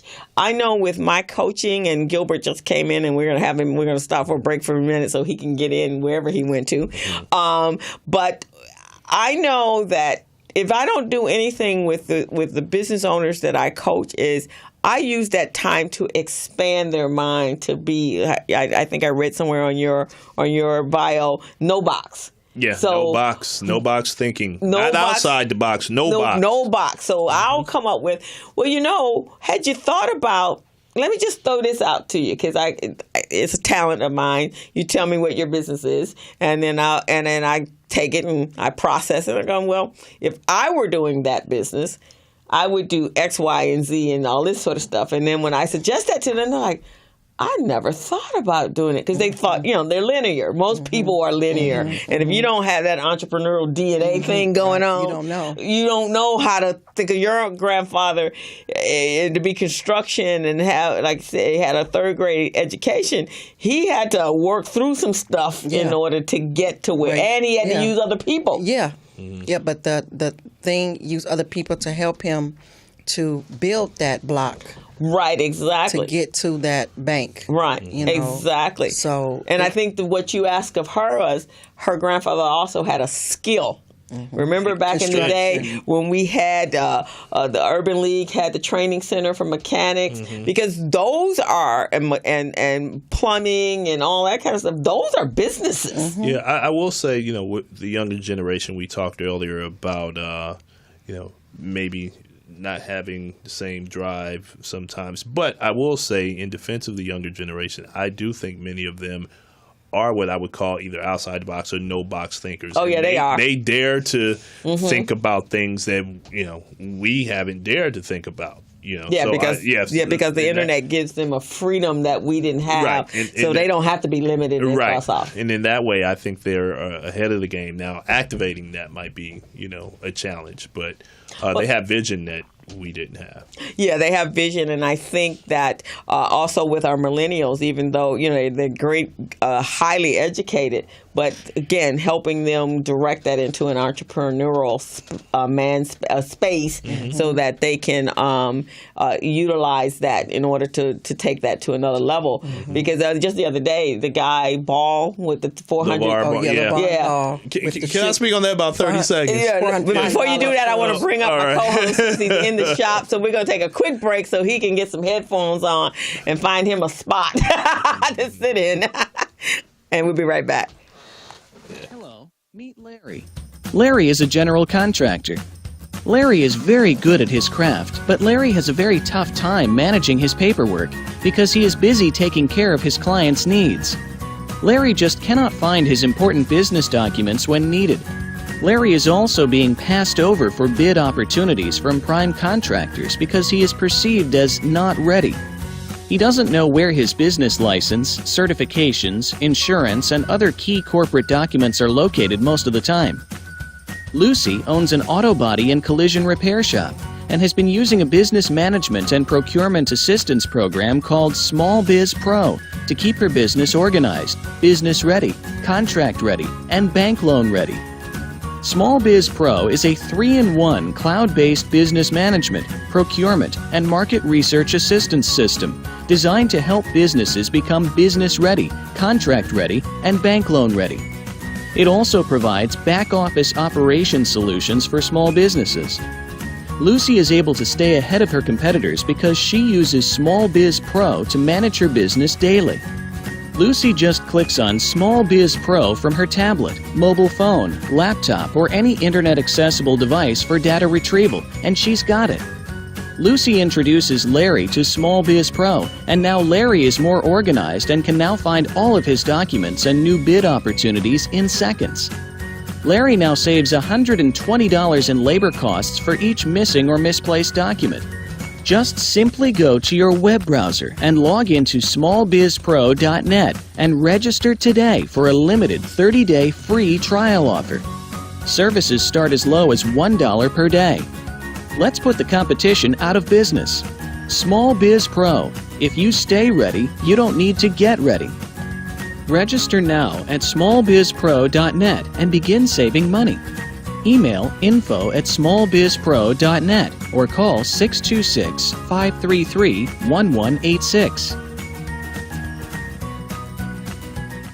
And we are back, and look who we found sitting in the lobby. Look who the cat dragged in. Hello, Los Angeles, Alhambra. San what? What's the name of that? Santa Fe Springs, Santa Monica. Everybody. Thanks for having me back, Crystal. I'm glad you're in the studio. I missed you. I know, me too. It's like I've been away for about 6 months. Like I've been in prison. That's because you're out there making money and doing what you do. I know. Hey, for Michael, small business, right? For small business. So before we went away, we had just brought up Mike Ball and the $400, $600 tennis shoe. So I've actually figured out what he did, but let me see what your opinion is. Yeah, giving my man LeVar Ball and family more free publicity, I don't mind. But no, I think it's interesting the whole debate around what's going on with LeVar Ball. Many people I find are getting caught up in the approach, and you could acknowledge that the approach could be a little more refined, of course, but the man's vision for his family, trying to monetize their talents for the benefit of their family, not for the benefit of others or corporations. I don't see how anybody could have an issue with that. And, there's actually substance to what he's trying to monetize. His son can ball. It's not like, other folks who are attention seekers and there's like no substance there. We won't talk about that, but I admire the vision. I'm not getting caught up in the approach necessarily. So it's interesting to me that so many people are, put off by him. Just focus on the man's vision. I think it's aligned with the spirit of what we're talking about today. Right. Yeah. And I think in the spirit of business, and this is my take on it, and I actually had this conversation. I teach a class out at Mount Sac, and we were talking about that the other day. The regular average individual is not his target market. His target market is those individuals that can afford a $600 shoe, and that collector, the other athlete they have the disposable income to do that. Now, you as the average consumer, if you don't recognize whether or not you can afford that, again, like Gerae said earlier, a want and a need. I mean, if your budget says that's ludicrous, then you shouldn't be going to buy $600 shoes, right? Right. But I won't personally. You might admire it, right? Exactly. And that's common sense, right? You know what I mean? My budget that'd be stupid for me to do that.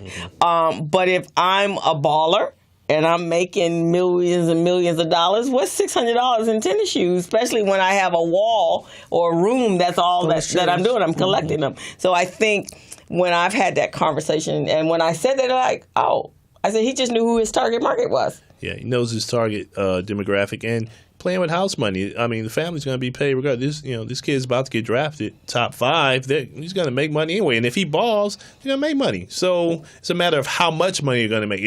Are they sacrificing $100 million and they're going to have to settle for a measly $10 million, so to speak? Oh, poor them. But they're right. Yeah, they're and that window of opportunity is here because his son could also go out there and get hurt. He could. In the meantime, he didn't use that opportunity to utilizing what's going on to make a better life for his family. Yeah. So that's what business is about. What's your opinion on it? Well, I think it's correct. And what I was thinking about while you're talking is, when we do business, we have our feasibility study that we conduct and our market research. I'm sure he's conducted his market research. He's done his feasibility study, and he sized up the market and see which demographic will be most suited for that and who would be willing to pay. Right. Of course, you got the 5 pyramids of buyers.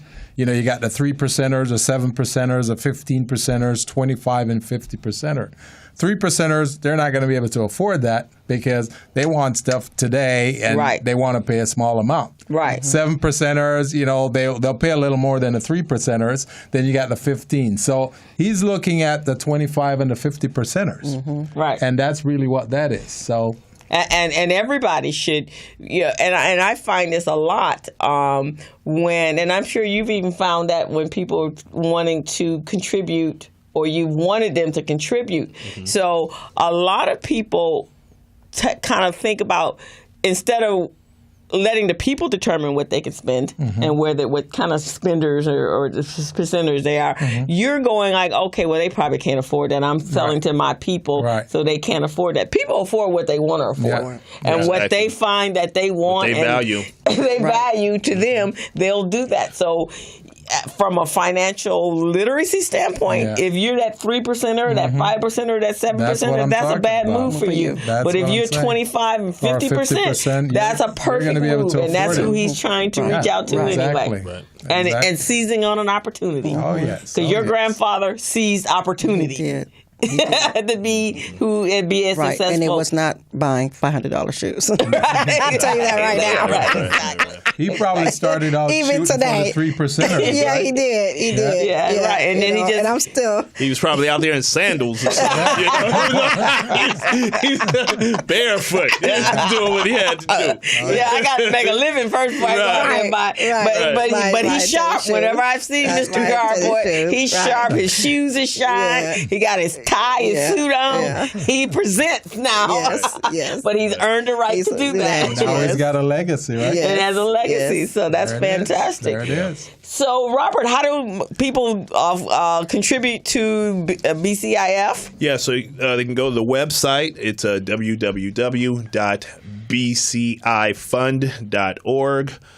You can learn all you want to know about BCIF on the website. We have a webinar scheduled. I mentioned a little earlier. Webinar schedule will be released soon. That webinar will be standing days, like every other Tuesday, the certain time, so people can get on the webinar and learn more. When you go on the website, you click the Donate Now button. We ask for our donors or members to give at least $1,000. That can be done at one time over 12 months. And depending on your financial capacity, several people have done it at one time. Several people have done it over 12, on a monthly plan, and that comes to specifically $83.34 or $3 and change or whatever a day. Really equates to what coffee would cost a day. And our challenge to our community is, if you think whether it's coffee once a day or the price of dinner and movie once a month is worth investing in building the economic muscle of our community so we can be in a more competitive position to get change, then BCIF is the fund for you, for us. It can't work if it's just something we're talking about. I talked earlier about, we're great talkers, but we have to really weaponize our dollars. That's what we're about. So the more we have, our annual goal is $500,000. And we can get out 24 to 36 microloans doing that. And our projections, conservative projections, we can have that money grow at a rate of 2.4 times the fund. We can generate a net of $1.2 million with a $500,000 fund for our community. So, it's big. Social media, you can find us on Twitter, Instagram, and Facebook at BCI Fund. We're on YouTube as well. So, yeah, we're out there. I think we should definitely bring you back on this show. Yeah, because there's a lot of small businesses out there who could definitely benefit from that. And one of the things that we were talking about recently is that we don't want to reach out to banks and, the conventional lenders anymore. We want to be creative. We want to create our own funding base. We have it. So if we have a base like this that we can expand. Yeah. And reached as many small businesses, then this will be that type of fund that we're going to promote. So I think we definitely should have him back on this show, so we can talk a lot more about this and bring in some small businesses and see how we can make a match. Yeah, and I want to point out too, for our borrowers, you have to be aligned with the spirit of BCIF as well. BCIF is authentically community rooted, so it's got to be about us. It can't be like you're taking the money, come up, and you're off doing your thing. Else. Yeah, you have to be invested in the notion of economic empowerment for our community as well, and that is a premium, we'll say, in the application process. Oh, fantastic! Yeah. And Gerae, so you're the foundation. When will it be ready, and how can people donate or support the foundation for the child care? Well, we're working on that. I could give my email address, and they can email me at garlearningcenter@yahoo.com. And any inquiries, I will get back to them. Okay, that's fantastic. Yeah, can I ask something? I forgot to give the number and the email address myself. I'm sorry, for BCIF. It's info@bcifund.org is the email. The phone number is 310-904-6336. Okay. Extension 700. Yeah, that's my personal extension. But if they call that, thinking, they'll reach us. So, and what's the ages of the kids that you're at the child care? 3 months to 5 years old. Okay, cool. So you got that's the perfect age, because that's when you can start to mold them and guide them into what the little adults and the little people they're going to be.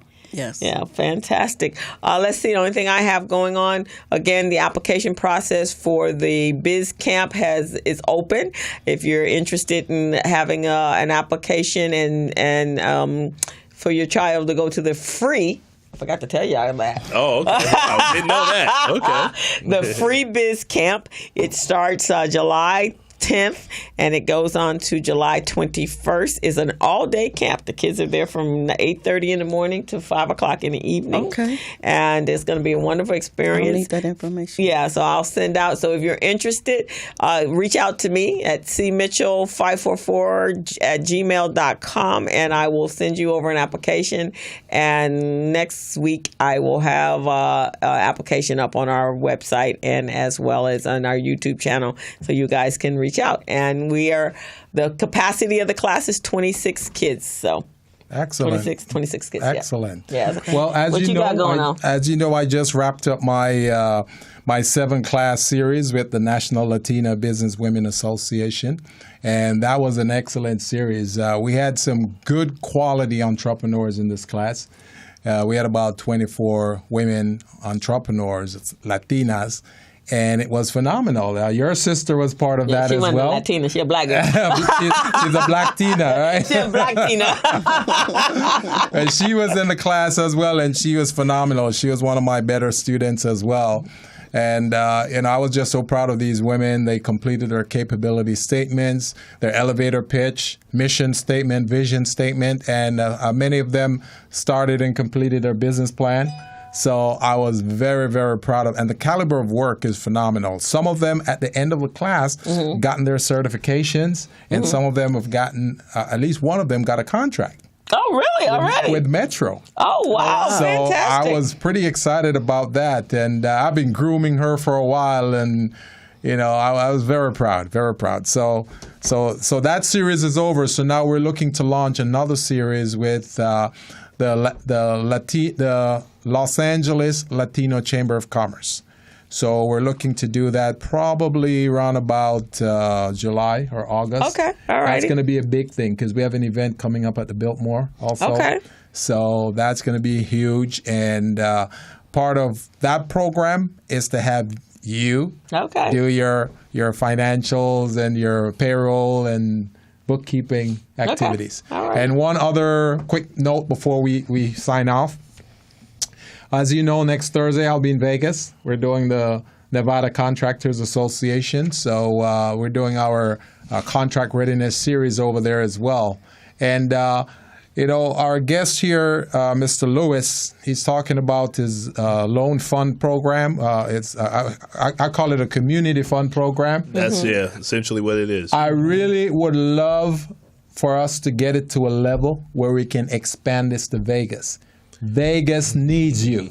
You see what I'm saying? I'm smiling because you don't know how many people have approached us already with expansion. We've talked to people in Chicago, in Atlanta. So that is definitely part of our greater vision. Now, there are efforts like BCIF going on in other parts of the country. There's BBIF in Orlando, Florida. There's an effort in Chicago right now taking place. So that's part of the long-term vision. But we want to master it here at home. We definitely want to get you there. And here's why we want to get you there. Because we talk about the 3%ers of 7, 15, and 21. You certainly got some 3%ers and 7%ers in Vegas. They're ready to go. They're ready. They're looking for this. Take that challenge. You see take what I'm that saying? plunge. Hey, nothing from nothing leaves nothing. I'll go to Vegas. So with that being said, Crystal, we're gonna sign off. But obviously we're in that place, so we need to. Other people need to come together. Maybe some cooperatives, and I'd love to get that information from the guy that's down in the San Bernardino when they're ready to talk about it. Don't let me forget that. I will not. So we're going to sign off and wish you a great week. Stay strong. Try to stay focused with all the craziness coming in from the D.C., Washington presidential office. From the swamp area. From the swamp area. Staying connected with what's going on in our community, and we'll see you next Friday. Have a fantastic week. Small businesses, you're on the Business Zone. Stay tuned, stay connected, and subscribe. Yes. We're out. We're out. Hello, meet Larry. Larry is a general contractor. Larry is very good at his craft, but Larry has a very tough time managing his paperwork because he is busy taking care of his clients' needs. Larry just cannot find his important business documents when needed. Larry is also being passed over for bid opportunities from prime contractors because he is perceived as not ready. He doesn't know where his business license, certifications, insurance, and other key corporate documents are located most of the time. Lucy owns an auto body and collision repair shop and has been using a business management and procurement assistance program called Small Biz Pro to keep her business organized, business ready, contract ready, and bank loan ready. Small Biz Pro is a 3-in-1 cloud-based business management, procurement, and market research assistance system designed to help businesses become business ready, contract ready, and bank loan ready. It also provides back-office operation solutions for small businesses. Lucy is able to stay ahead of her competitors because she uses Small Biz Pro to manage her business daily. Lucy just clicks on Small Biz Pro from her tablet, mobile phone, laptop, or any internet-accessible device for data retrieval, and she's got it. Lucy introduces Larry to Small Biz Pro, and now Larry is more organized and can now find all of his documents and new bid opportunities in seconds. Larry now saves $120 in labor costs for each missing or misplaced document. Just simply go to your web browser and log into smallbizpro.net and register today for a limited 30-day free trial offer. Services start as low as $1 per day. Let's put the competition out of business. Small Biz Pro. If you stay ready, you don't need to get ready. Register now at smallbizpro.net and begin saving money. Email info@smallbizpro.net or call 626-533-1186.